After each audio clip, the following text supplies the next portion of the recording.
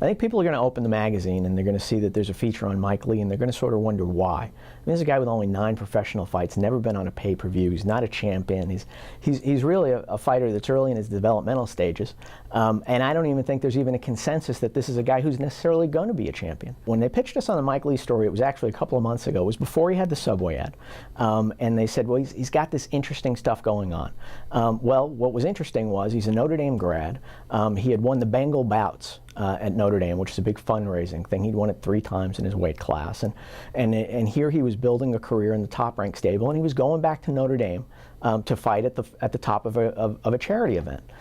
Regis Philbin ends up as the MC.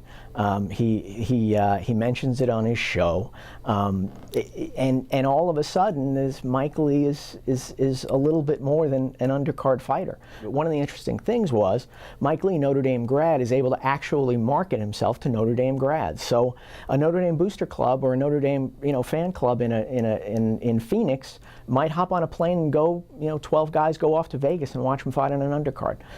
His dad actually buys tickets on consignment and sells them on behalf of Top Rank to some of these groups. I mean, he had some very interesting business things going on there that you don't see a lot in boxing. And that's what got us onto him, and then the next thing you know, he's in this Subway spot.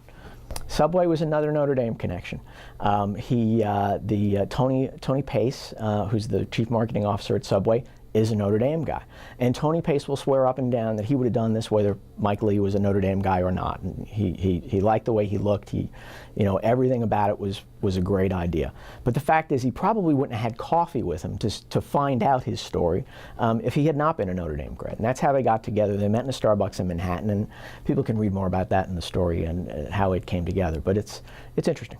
And so where does it go from here? Mike will be fighting in Madison Square Garden on Saturday night on the undercard of Miguel Cotto against Antonio Margarito. I don't think he'll have any problem getting through that bout, and he probably won't have any problem getting through the next few bouts. But at some point, Mike Lee is going to be in against tougher competition. And at that point, he's probably going to either make or break it in the marketing world on his boxing ability. He's not going to be able to hang around forever just because he landed these Subway spots.